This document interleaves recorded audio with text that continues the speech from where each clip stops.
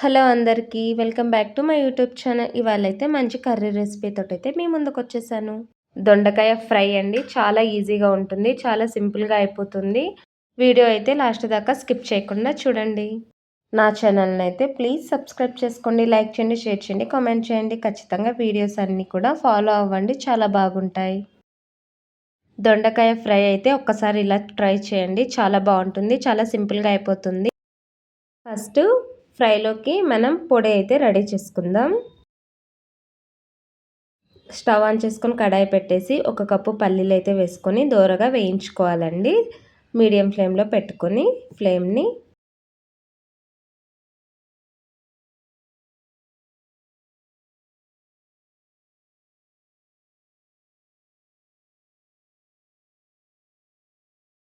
పల్లీలు అయితే మంచిగా వేగిపోయినాయి. సో మీడియం ఫ్లేమ్లోనే పెట్టుకొని మంచిగా ఇలా వేయించేసుకొని వీటిని అయితే ఇప్పుడు పక్కన తీసేసుకుందాం. ఇప్పుడైతే అదే ప్యాన్లోకి ఎండు మిరపకాయలు అయితే ఒక 20-25 మన కారానికి తగ్గట్టు, ఇంకా మిర్చి కారం ఎలా ఉంటుందో చూసుకొని మీ కారానికి తగ్గట్టు అయితే వేసుకొని మంచిగా వీటిని కూడా వేయించుకోవాలి.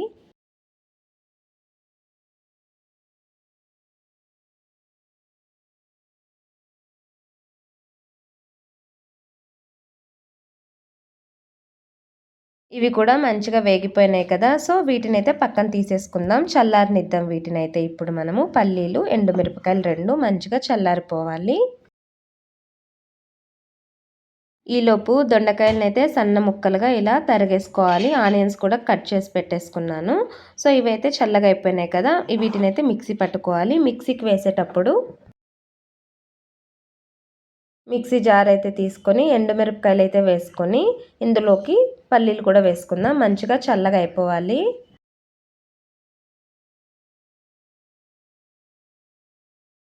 ఇందులోకే తెల్లగడ్డలు అంటే వెల్లుల్లిపాయలు కూడా వేసుకొని ఒక 7-8 వేసాను. ఇంకా ఉప్పు కూడా వేసుకొని మంచిగా పౌడర్ అయితే కొట్టుకోవాలి. ఒకేసారి పౌడర్ అవ్వాలి కదా అని చెప్పి ఒకేసారి పట్టేయకుండా మధ్యలో ఒకసారి ఒక 1-2 టైమ్స్ అన్న తర్వాత మిక్సీని ఒకసారి స్పూన్ తోటి మంచిగా మిక్స్ చేసుకొని మళ్ళీ పట్టుకుంటే కనుక బాగా పొడి పొడిగా వస్తుంది, లేకపోతే అతుక్కుపోతుంది. పొడి అయిపోయింది. దీన్ని పక్కన పెట్టేసుకుందాం. స్టవ్ ఆన్ చేసి కడాయి పెట్టుకొని అందులోకి తగినంత ఆయిల్ అయితే వేసుకొని ఒక 4 స్పూన్స్ అయితే నేను ఆయిల్ వేసాను. అందులోకి 1 స్పూన్ ఆవాలు వేసుకొని అవి చిటపటలాడిన తర్వాత మినప్పప్పు, శనగపప్పు, జీలకర్ర వేసుకొని మంచిగా మిక్స్ చేసుకోవాలి. ఇవి కాస్త వేగిన తర్వాత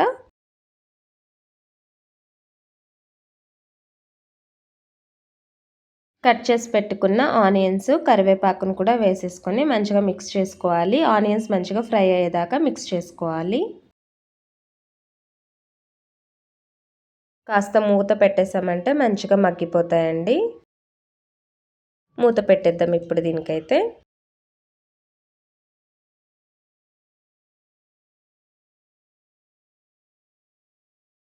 దొండకాయ, బెండకాయ ఇలాంటివన్నీ, వంకాయ ఇవైతే చాలా రకరకాలుగా చేస్తారు. ఒక్కో సైడ్ ఒక్కోలాగా చేస్తారు. సో ఒకసారి ఇలా కూడా ట్రై చేయండి, చాలా బాగుంటుంది. అందరికీ ఖచ్చితంగా నచ్చుతుంది. ఇందులోకైతే 1/2 టీ స్పూన్ పసుపు అయితే వేసుకొని మంచిగా మిక్స్ చేసుకుందాం.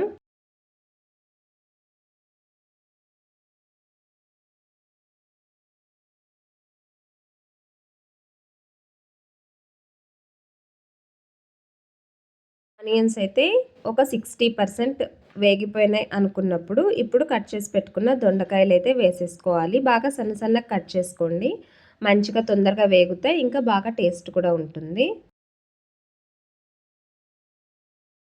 ఒక 2 మినిట్స్ అయితే వీటిని మంచిగా మిక్స్ చేసుకొని తర్వాత మూత పెట్టేసుకొని మగ్గించేసుకుందాం.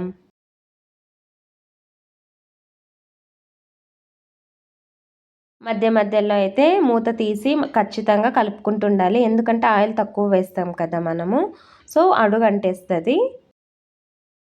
ఒక 3-4 టైమ్స్ దాకా అయితే పడుతుందన్నమాట. మధ్య మధ్యలో మూత తీసుకుంటూ మంచిగా కలుపుకుంటూ ఉండాలి.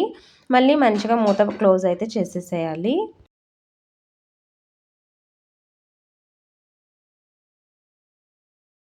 ఆయిల్ ఎక్కువగా వేసుకుంటాం అనే వాళ్ళైతే అంతగా కలపాల్సిన అవసరం ఉండదు. మధ్య మధ్యలో ఆయిల్ కాస్త తక్కువ వేసుకుంటే మాత్రం ఎక్కువ సార్లు కలుపుకోవాల్సి వస్తుంది. ఇప్పుడైతే 1 స్పూన్ సాల్ట్ అయితే వేసుకొని మంచిగా మిక్స్ చేసుకొని మళ్ళీ కాసేపు మగ్గనిద్దాం.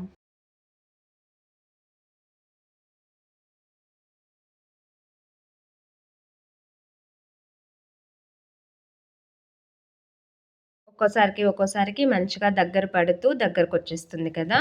సో, ఆయిల్ ఏమన్నా తక్కువ అనిపిస్తుంది, బాగా అడుగు అంటేస్తుంది తొందరగా అనుకుంటే ఇంకో 1 స్పూన్ అయితే యాడ్ చేసుకోవచ్చు. నాకేం 1 స్పూన్ యాడ్ చేయాల్సిన పనేం లేదు. సో, ఆయిలే సరిపోయిందనమాట.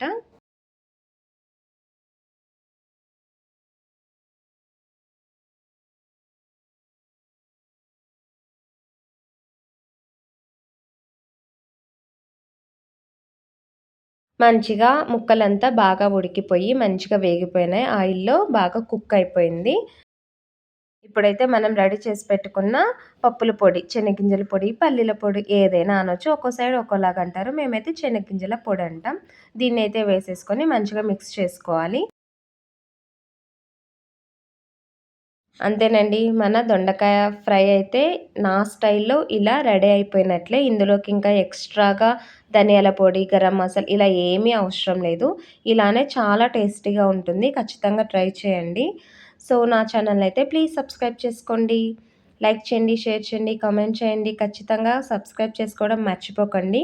చాలా వంటలున్నాయి మన ఛానల్‌లో చూసేయండి. తక్కువ టైంలో ఎక్కువ రుచితో దొండకాయ ఫ్రై అయితే రెడీ అయిపోయింది. ఖచ్చితంగా ట్రై చేయండి. మళ్ళీ నెక్స్ట్ వీడియోతో మీ ముందుకొచ్చేస్తా. Bye bye.